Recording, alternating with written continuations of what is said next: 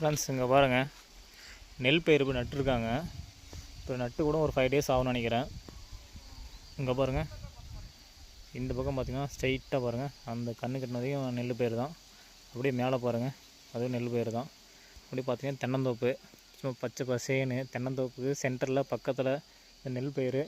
அது இல்லாமல் வேறு லெவலாக இருக்குது. இங்கே பாருங்கள், அது பக்கத்துலேயே பாருங்கள் சின்ன ஒரு கொட்டாய் கெஸ்ட் ஹவுஸ் மாதிரி.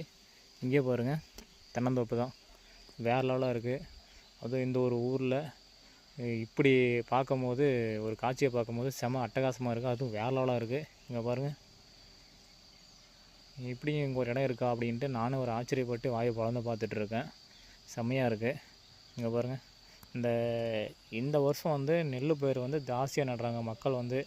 ஏன்னா அரிசி கிட்டத்தட்ட இப்போ 2000 ரூபாய்க்கு மேலே டச் ஆக போகுது. அதனால் மக்கள் எல்லோரும் நெல் நட ஆரம்பிச்சிட்டாங்க, விவசாயம் பண்ண ஆரம்பிச்சிட்டாங்க. இங்கே பார்த்தா உங்களுக்கு நல்லா தெரியும். மறக்காம நம்ம சேனலில் வீடியோ பிடிச்சிருந்தா லைக் பண்ணுங்கள், ஃபாலோ பண்ணுங்கள், சப்ஸ்கிரைப் பண்ணுங்கள். Tata bye friends.